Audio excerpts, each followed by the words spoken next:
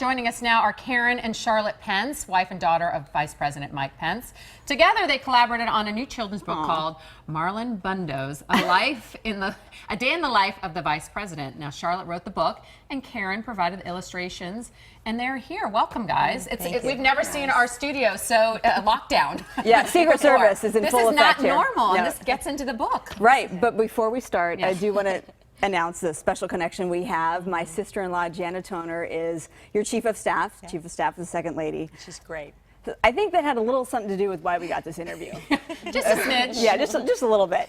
All right, so thank you so much. What an honor to have both of you here. Thanks for having us. This is great. So you make this big move from Indiana to D.C. You haven't even been there long, and you two just crank out a children's book. And of all things, it's about your pet bunny. How did Marlon make this happen? Yeah, it all started with Marlon. That's kind of what we say, because when we moved to DC, it was kind of a big deal that we had a bunny, and we were kind of surprised.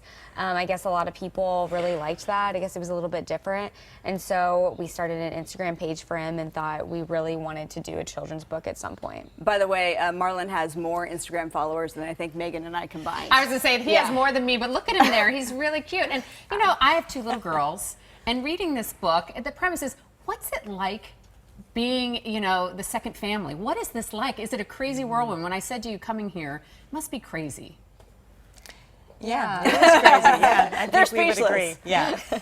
Yeah, and that's really interesting because when we were kind of deciding what we wanted to put in the book and what the theme would be, we wanted it to be educational. So there were so many things that even we and I didn't know about the vice presidency before my dad was vice president. So we were like, there are probably a lot of people that don't know about those little things, and we wanted to put that in the book. And the illustrations, Karen, are Mrs. Pence. They're just fabulous. A lot of people probably don't know you're an award-winning watercolorist.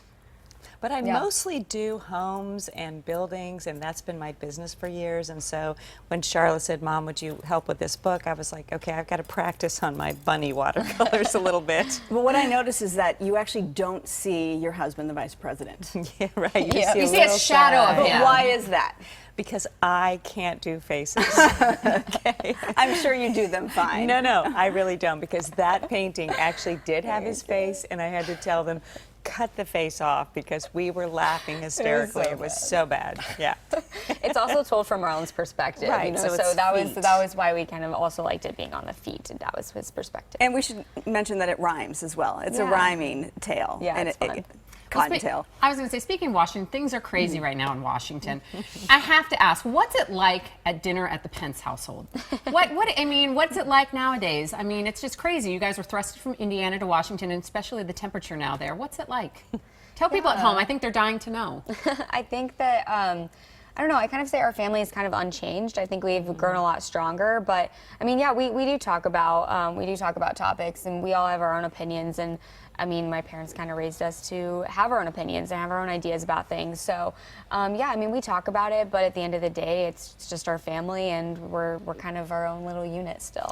Yeah, and we kind of protect that time at home. Yeah. You know, my son told me one of his favorite quotes of mine is, "I'm not going to let what's happening out there affect what's going on in here." So once we come home at the end of the day, you know, we kind of have a normal evening. Yeah. For both of you, I'm curious, Mrs. Pence, I'll start with you. What do you think is the biggest misconception or about your husband that the American public has? They might think that he picks up his socks, and he doesn't. You know, I would say just that, you know, he doesn't have any animosity in his heart. I mean, he really cares about everybody. He doesn't have any hate in his heart toward anybody. And I think sometimes in this quick media world, you know, things get turned around and said, but at the end of the day, he really is just one of the kindest people that I know. I mean, when Charlotte was little, you know, even going into the grocery store or the department store, he would always call people by their name, you know, and Charlotte said, you know, that used to bug me. He'd be like, you'd walk out and you'd say, "Dad, why did you call her Susan?" You know, and he said, "Well, why do you think she wears a name tag? People like to be called by their name." So he's a very caring person. Yeah. Well, for you guys, though, being a family, I'm a mom, and you're a mom, how do you protect your kids? How do you protect your environment at home? Because it's a lot of eyeballs on you. A lot of scrutiny, too. Yeah, and I don't think we necessarily want to protect them too much. I mean, at this age, we've been in politics for 20 years, so they were raised this way. We have some pretty good animated discussions, actually, at home. And so, I mean, Mike's, you can tell him what his favorite saying is, you know, about when they're protesters or differing opinions. Yeah, he always says that's what freedom looks like. So, and it's true. I mean, that's kind of how we were raised. You know, we live in a country where people can speak out against their elected leaders, and so, yeah, I mean, it can be strange if it's your dad, but at the same time, I mean, it's a good thing that we live in a country where people can do that. We also want to mention, though, the fact that the proceeds to this book go to a couple of charities, a few of them, in fact, art therapy and anti-human trafficking as well. So I don't think a lot of people know about the impact of art therapy. Yeah. You know, it's a fascinating profession, and I chose it as one of my initiatives because art therapy is not arts and crafts. It's not getting out the paints and feeling good when you're painting. It's actually led by trained art therapists who have a master's or a doctorate degree in art therapy. And we see it, my charities that I've chosen are 2 children's hospitals, but it's actually used very effectively with PTSD, and we're seeing that it's a way to actually heal the brain. We're doing a lot of research at Walter Reed right now as well. And your bracelet has significance? Yeah, yeah, I'm wearing a bracelet from Purpose Jewelry, which is it's a human trafficking organization that the survivors actually make the jewelry, survivors of sex trafficking.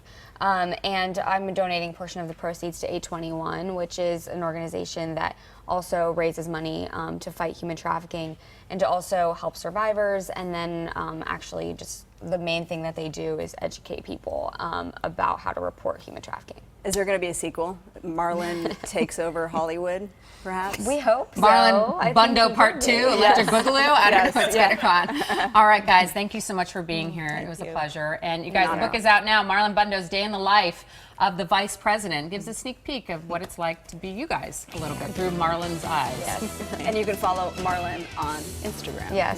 And Charlotte as well.